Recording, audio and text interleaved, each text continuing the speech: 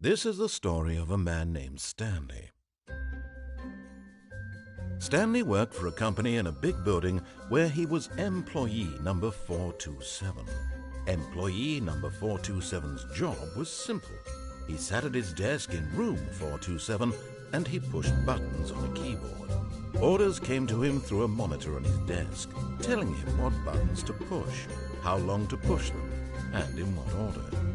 This is what employee 427 did every day of every month of every year. And although others might have considered it soul-rending, Stanley relished every moment that the orders came in, as though he had been made exactly for this job. And Stanley was happy. And then one day, something very peculiar happened. Something that would forever change Stanley. Something he would never quite forget. He had been at his desk for nearly an hour when he realized that not one single order had arrived on the monitor for him to follow. No one had showed up to give him instructions, call a meeting, or even say hi. Never in all his years at the company had this happened, this complete isolation. Something was very clearly wrong. Shocked, frozen solid, Stanley found himself unable to move for the longest time. But as he came to his wits and regained his senses, he got up from his desk and stepped out of his office.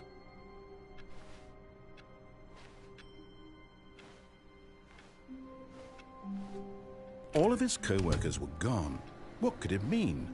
Stanley decided to go to the meeting room. Perhaps he had simply missed a memo.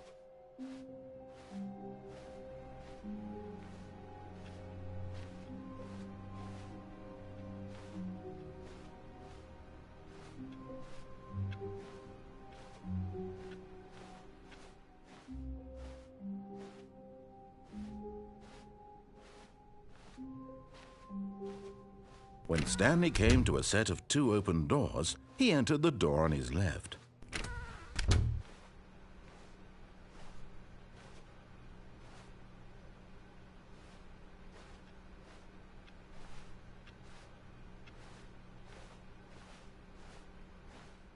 Yet there was not a single person here either. Feeling a wave of disbelief, Stanley decided to go up to his boss's office, hoping he might find an answer there.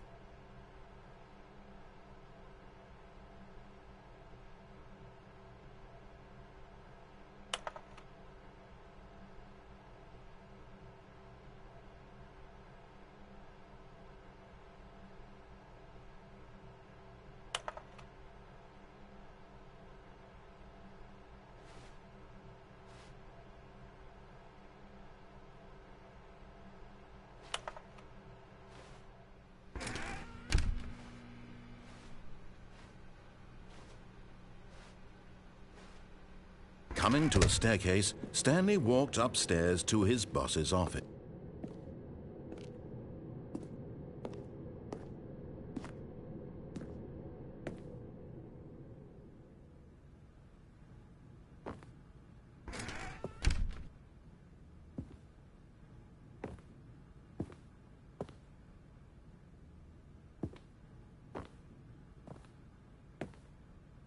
Stepping into his manager's office, Stanley was once again stunned to discover not an indication of any human life.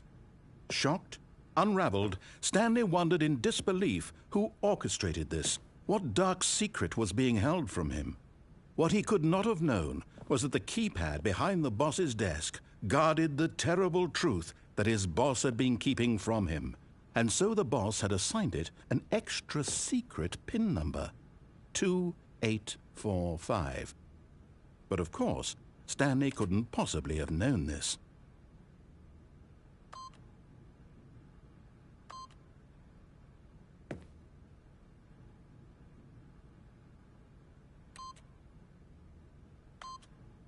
Yet incredibly, by simply pushing random buttons on the keypad, Stanley happened to input the correct code by sheer luck. Amazing! He stepped into the newly opened passageway.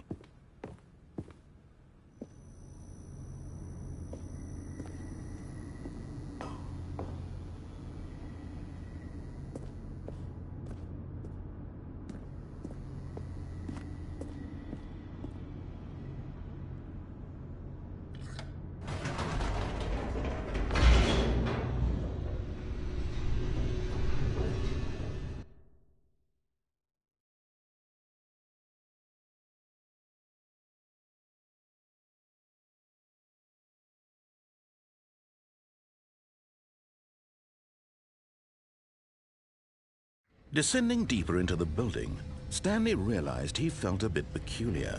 It was a stirring of emotion in his chest, as though he felt more free to think for himself, to question the nature of his job.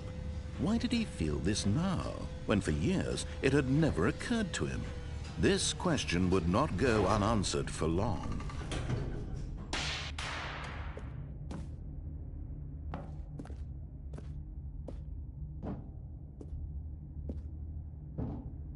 Stanley walked straight ahead through the large door that read Mind Control Facility.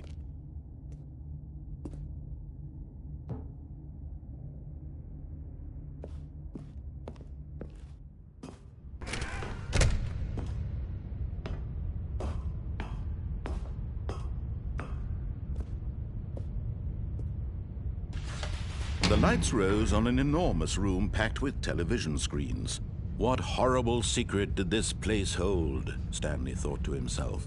Did he have the strength to find out?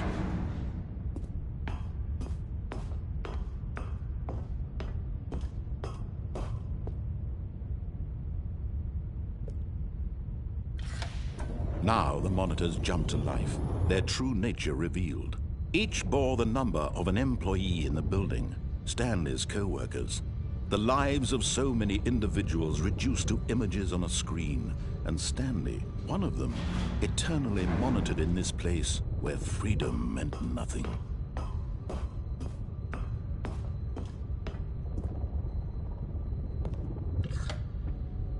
This mind control facility, it was too horrible to believe. It couldn't be true. Had Stanley really been under someone's control all this time? Was this the only reason he was happy with his boring job? That his emotions had been manipulated to accept it blindly?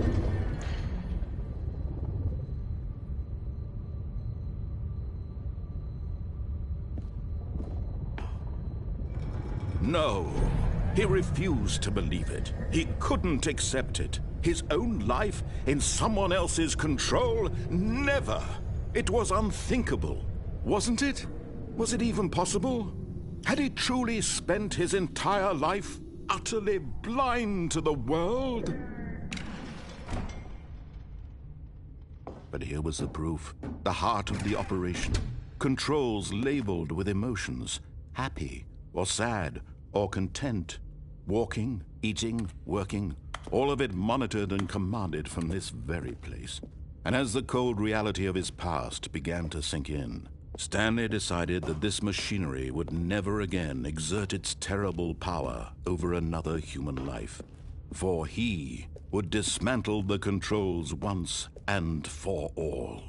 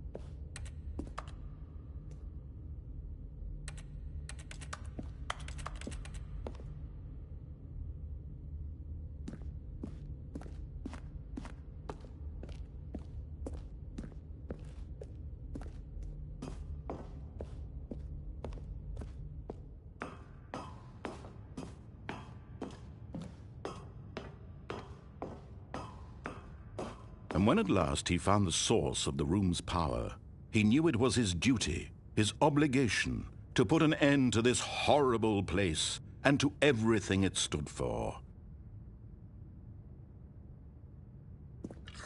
Oh, Stanley, you didn't just activate the controls, did you? After they kept you enslaved all these years, you go and you try to take control of the machine for yourself. Is that what you wanted? Control? Oh, Stanley, I applaud your effort, I really do. But you need to understand, there's only so much that machine can do. You were supposed to let it go, turn the controls off, and leave. If you want to throw my story off track, you're going to have to do much better than that.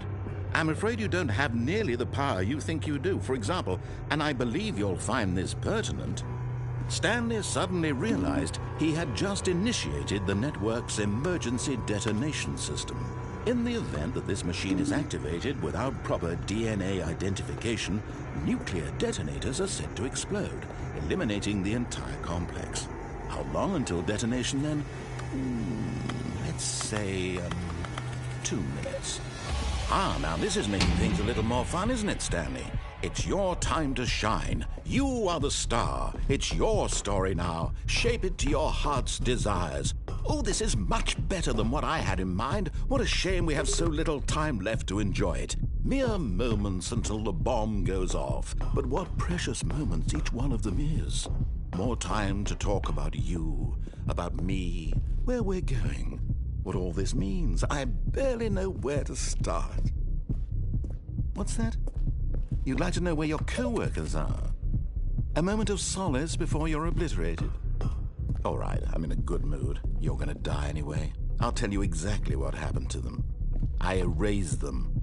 I turned off the machine. I set you free. Of course, that was merely in this instance of the story. Sometimes when I tell it, I simply let you sit there in your office forever, pushing buttons endlessly and then dying alone. Other times, I let the office sink into the ground, swallowing everyone inside, or I let it burn to a crisp. I have to say this, though, this version of events has been rather amusing. Watching you try to make sense of everything and take back the control wrested away from you, it's quite rich. I almost hate to see it go. But I'm sure whatever I come up with on the next go-around will be even better. My goodness, only 34 seconds left. But I'm enjoying this so much. You know what? To hell with it. I'm going to put some extra time on the clock. Why not? These are precious additional seconds, Stanley. Time doesn't grow on trees. Oh, dear me. What's the matter, Stanley? Is it that you have no idea where you're going or what you're supposed to be doing right now? Or did you just assume when you saw that timer that something in this room was capable of turning it off? I mean, look at you. Running from button to button, screen to screen, clicking on every little thing in this room. These numbered buttons, no, these colored ones. Or maybe this big red button, or this door. Everything, anything, something here will save me. Why would you think that, Stanley? That this video game can be beaten? Won? Solved? Do you have any idea what your purpose in this place is? Stanley, you're in for quite a disappointment. But here's a spoiler for you. That timer isn't a catalyst to keep the action moving along. It's just seconds ticking away to your death. You're only still playing instead of watching a cutscene because I want to watch you for every moment that you're powerless. To see you made humble. This is not a challenge. It's a tragedy. You wanted to control this world, that's fine. But I'm going to destroy it first, so you can't. Take a look at the clock, Stanley. That's 30 seconds you have left to struggle. 30 seconds until a big boom and then nothing. No ending here, just you being blown to pieces. Will you cling desperately to your frail life, or will you let it go peacefully? Another choice. Make it count, or don't. It's all the same to me, all a part of the joke. And believe me, I will be laughing at every second of your inevitable life from the moment we fade in until the moment I say, happily ever after.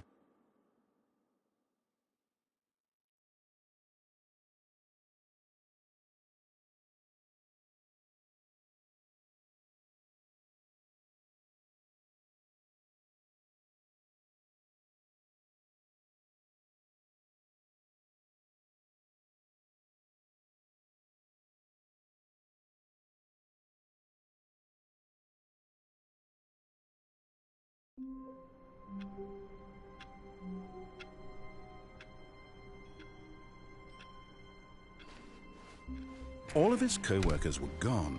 What could it mean? Stanley decided to go to the meeting room. Perhaps he had simply missed a memo.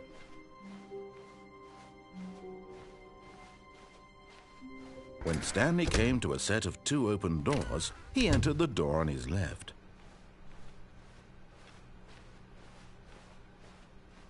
Yet there was not a single person here either. Feeling a wave of disbelief, Stanley decided to go up to his boss's office. Hoping he might coming to a staircase, Stanley walked upstairs to his boss's office.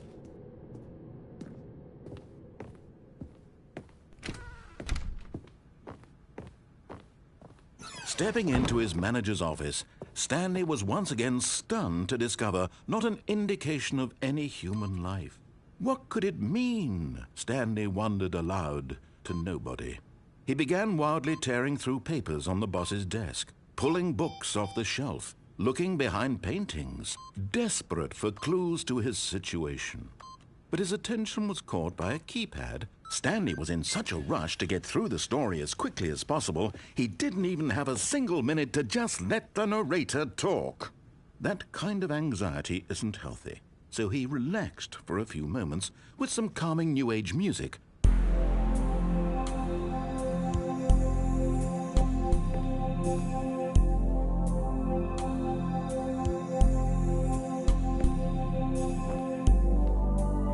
Feeling soothed and rejuvenated, Stanley calmly walked forward into the opened passageway.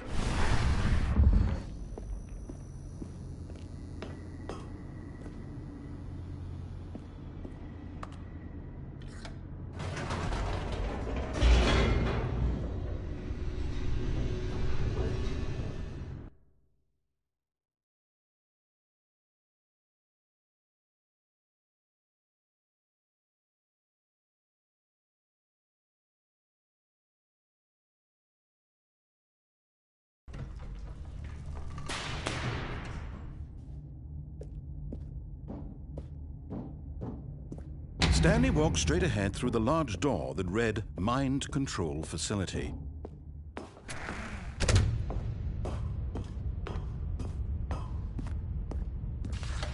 The lights rose on an enormous room packed with television screens. What horrible secret did this place hold? Stanley thought to himself. Did he have the strength to find out?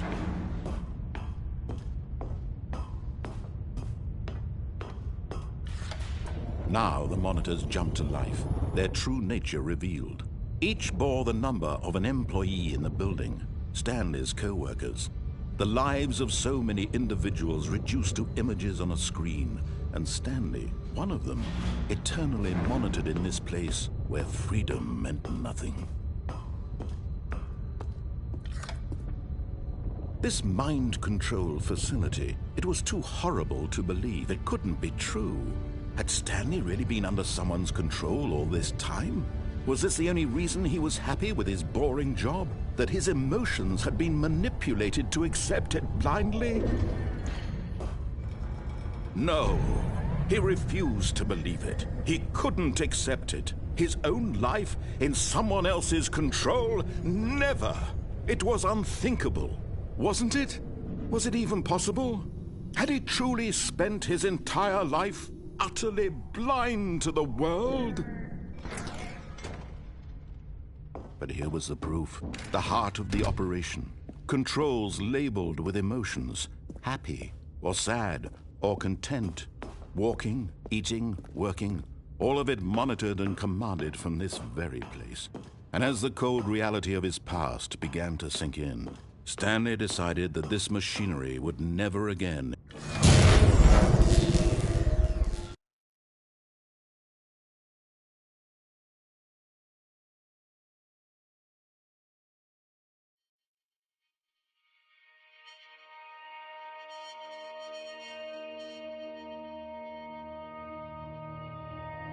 blackness, and a rising chill of uncertainty. Was it over? Yes, he had won. He had defeated the machine, unshackled himself from someone else's command. Freedom was mere moments away. And yet, even as the immense door slowly opened, Stanley reflected on how many puzzles still lay unsolved. Where had his co-workers gone?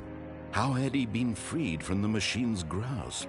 What other mysteries did this strange building hold? But as sunlight streamed into the chamber, he realized none of this mattered to him, for it was not knowledge or even power that he had been seeking, but happiness. Perhaps his goal had not been to understand, but to let go. No longer would anyone tell him where to go, what to do, or how to feel. Whatever life he lives, it will be his. And that was all he needed to know. It was perhaps the only thing worth knowing. Stanley stepped through the open door.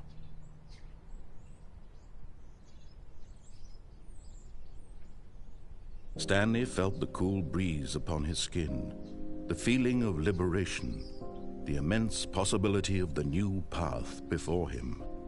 This was exactly the way, right now, that things were meant to happen.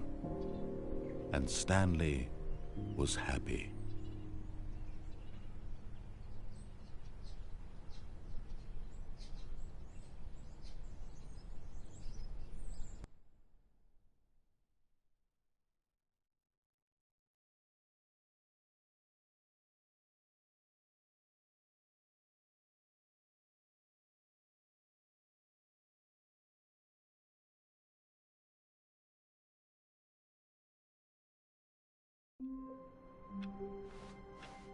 All of his co-workers were gone.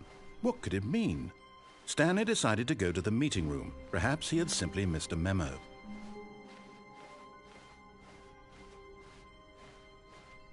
When Stanley came to a set of 2 open doors, he entered the door on his left.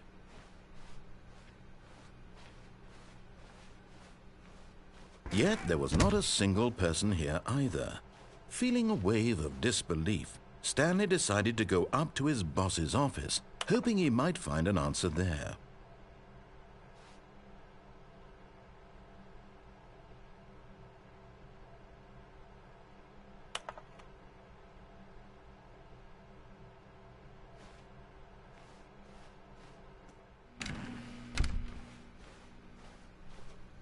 Coming to a staircase, Stanley walked upstairs to his boss's office.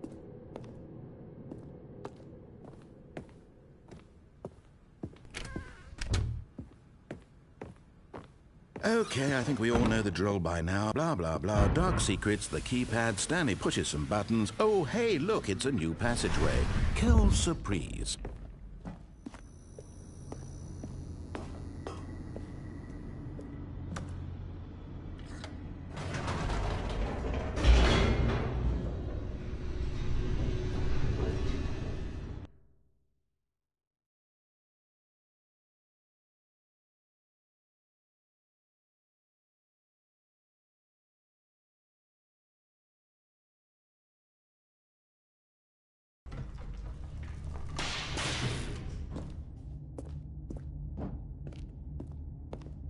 Stanley walked straight ahead through the large door that read Mind Control Facility.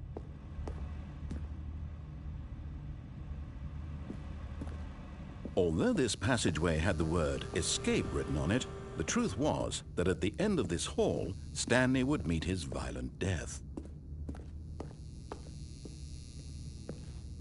The door behind him was not shut. Stanley still had every opportunity to turn around and get back on track.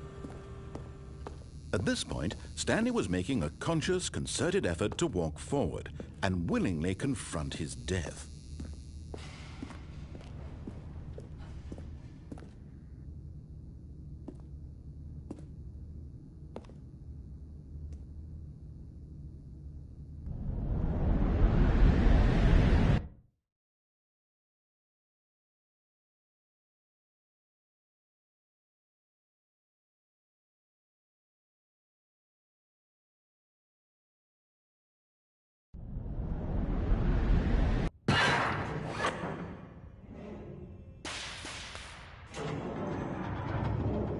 As the machine whirred into motion and Stanley was inched closer and closer to his demise, he reflected that his life had been of no consequence whatsoever.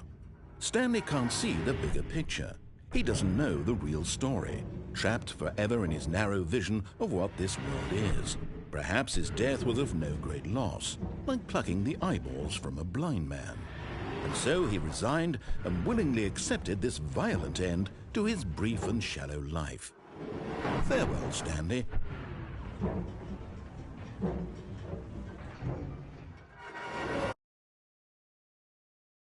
"Farewell, Stanley," cried the narrator, as Stanley was led helplessly into the enormous metal jaws. In a single visceral instant, Stanley was obliterated as the machine crushed every bone in his body, killing him instantly.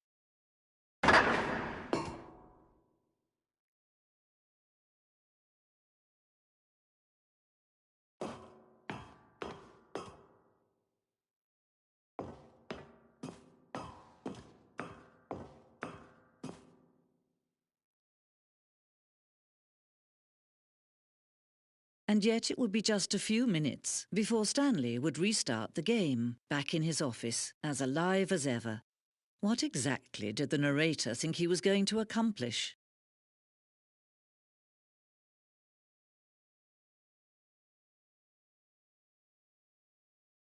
When every path you can walk has been created for you long in advance, death becomes meaningless, making life the same. Do you see now? Do you see that Stanley was already dead from the moment he hit start?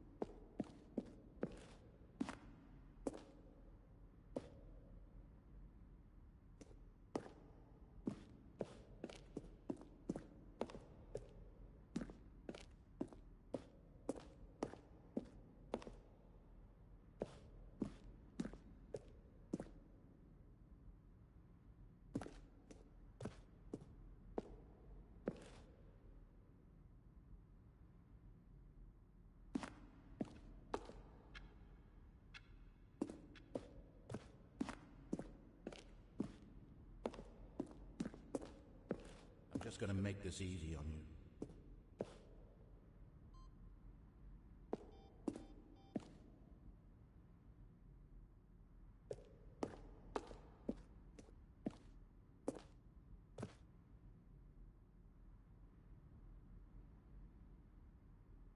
Then he pushed the number 8. Stanley walked over the bridge. When Stanley came to the lift, he traveled upward to the power source at the top of the facility to end this injustice forever.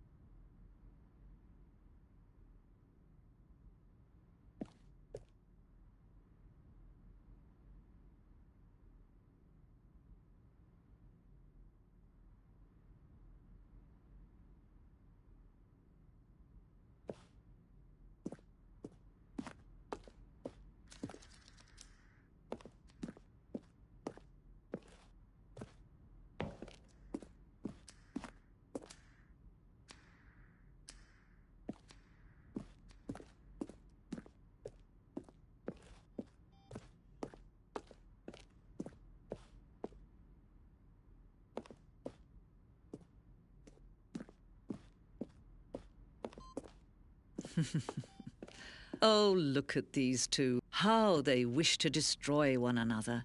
How they wish to control one another. How they both wish to be free. Can you see? Can you see how much they need one another? No, perhaps not. Sometimes these things cannot be seen. But listen to me. You can still save these two. You can stop the program before they both fail. Turn off your PlayStation. There's no other way to beat this game. As long as you move forward, you'll be walking someone else's path. Stop now and it'll be your only true choice. Whatever you do, choose it. Don't let time choose for you. Don't let...